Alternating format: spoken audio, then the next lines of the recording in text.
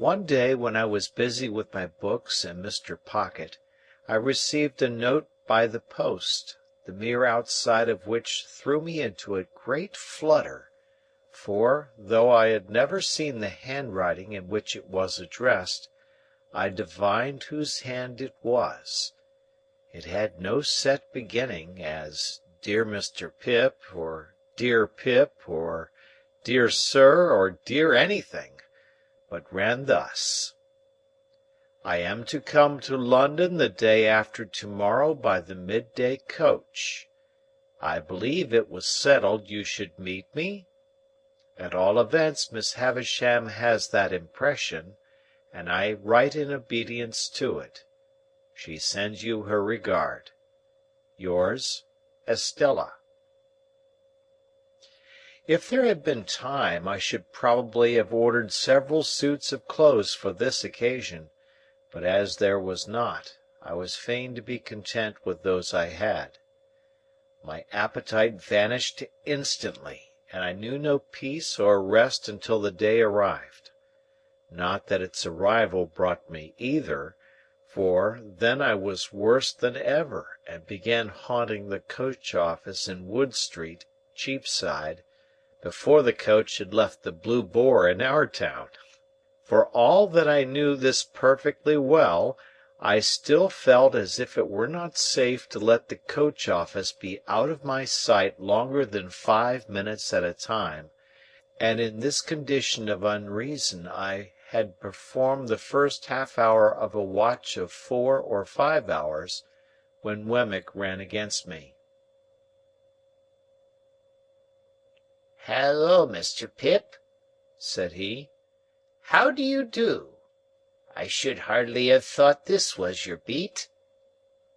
I explained that I was waiting to meet somebody who was coming up by coach, and I inquired after the Castle and the Aged. "Both flourishing, thank'ee," said Wemmick, "and particularly the Aged. He's in wonderful feather. He'll be 82 next birthday. I have a notion of firing 82 times, if the neighbourhood shouldn't complain, and that cannon of mine should prove equal to the pressure. However, this is not London talk. Where do you think I am going to?" "To the office?" said I, for he was tending in that direction. "Next thing to it," returned Wemmick. "I am going to Newgate. We are in a banker's parcel case just at present, and I have been down the road taking a squint at the scene of action, and therefore must have a word or two with our client." "Did your client commit the robbery?" I asked. "Bless your soul and body, no," answered Wemmick very dryly, "but he is accused of it. So might you or I be. "Either of us might be accused of it, you know." "Only neither of us is," I remarked. "Yah!" said Wemmick, touching me on the breast with his forefinger. "You're a deep one, Mr. Pip. Would you like to have a look at Newgate?" "Have you time to spare?" I had so much time to spare that the proposal came as a relief, notwithstanding its irreconcilability with my latent desire to keep my eye on the coach office.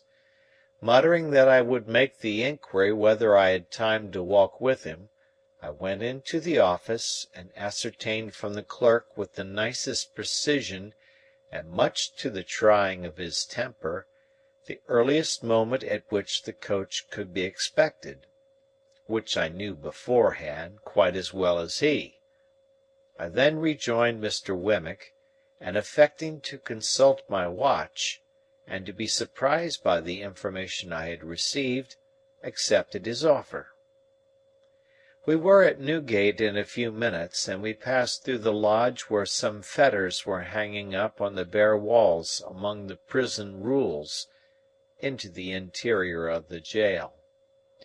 At that time jails were much neglected, and the period of exaggerated reaction consequent on all public wrongdoing, and which is always its heaviest and longest punishment, was still far off. So felons were not lodged and fed better than soldiers, to say nothing of paupers, and seldom set fire to their prisons with the excusable object of improving the flavour of their soup. It was visiting time when Wemmick took me in, and a potman was going his rounds with beer, and the prisoners, behind bars in yards, were buying beer and talking to friends, and a frowsy, ugly, disorderly, depressing scene it was. It struck me that Wemmick walked among the prisoners much as a gardener might walk among his plants.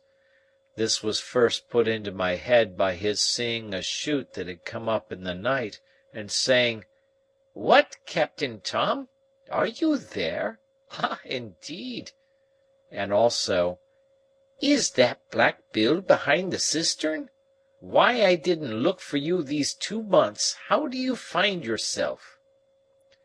Equally in his stopping at the bars and attending to anxious whisperers, always singly.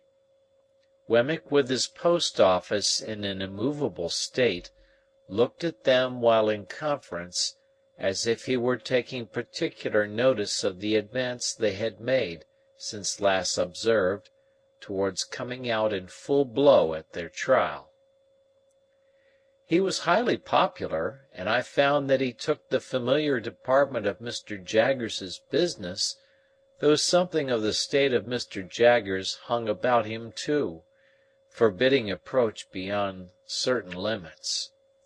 His personal recognition of each successive client was comprised in a nod, and in his settling his hat a little easier on his head with both hands, and then tightening the post-office, and putting his hands in his pockets. In 1 or 2 instances there was a difficulty respecting the raising of fees, and then Mr. Wemmick, backing as far as possible from the insufficient money produced, said, "It's no use, my boy. I'm only a subordinate. I can't take it. Don't go on in that way with the subordinate. If you are unable to make up your quantum, my boy, you had better address yourself to a principal. There are plenty of principals in the profession, you know, and what is not worth the while of one may be worth the while of another. That's my recommendation to you, speaking as a subordinate. Don't try on useless measures. Why should you? Now, who's next?" Thus we walked through Wemmick's greenhouse until he turned to me and said, "Notice the man I shall shake hands with." I should have done so without the preparation, as he had shaken hands with no one yet. Almost as soon as he had spoken, a portly upright man, whom I can see now as I write, in a well-worn, olive-coloured frock-coat, with a peculiar pallor overspreading the red in his complexion, and eyes that went wandering about when he tried to fix them, came up to a corner of the bars and put his hand to his hat, which had a greasy and fatty surface like cold broth, with a half-serious and half-jocose military salute. "Colonel, to you," said Wemmick. "How are you, Colonel?" "All right, Mr. Wemmick." "Everything was done that could be done, but the evidence was too strong for us, Colonel." "Yes, it was too strong, sir, but I don't care." "No, no," said Wemmick, coolly, "you don't care." Then turning to me, "Served His Majesty, this man. Was a soldier in the line, and bought his discharge." I said, "Indeed?" and the man's eyes looked at me, and then looked over my head, and then looked all around me, and then he drew his hand across his lips and laughed. "I think I shall be out of this on Monday, sir," he said to Wemmick. "Perhaps," returned my friend. "But there's no knowing." "I am glad to have the chance of bidding you good-bye, Mr. Wemmick," said the man, stretching out his hand between two bars. "Thankee," said Wemmick, shaking hands with him. "Same to you, Colonel." "If what I had upon me when taken had been real, Mr. Wemmick," said the man, unwilling to let his hand go, "I should have asked the favour of your wearing another ring, in acknowledgment of your attentions." "I'll accept the will for the deed," said Wemmick. "By the by, you are quite a pigeon fancier." The man looked up at the sky. "I am told you had a remarkable breed of tumblers. Could you commission any friend of yours to bring me a pair, of you've no further use for 'em?" "It shall be done, sir." "All right," said Wemmick. "They shall be taken care of. Good afternoon, Colonel. Good-bye."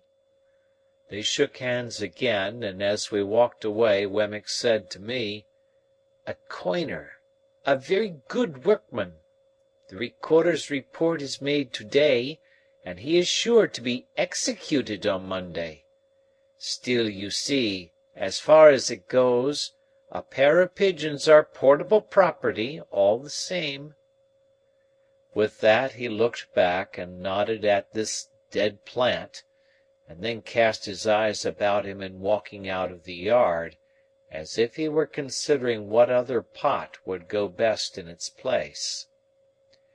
As we came out of the prison through the lodge, I found that the great importance of my guardian was appreciated by the turnkeys, no less than by those whom they held in charge. "Well, Mr. Wemmick," said the turnkey who kept us between the two studded and spiked lodge gates, and who carefully locked one before he unlocked the other, "what's Mr. Jaggers going to do with that waterside murder? Is he going to make it manslaughter,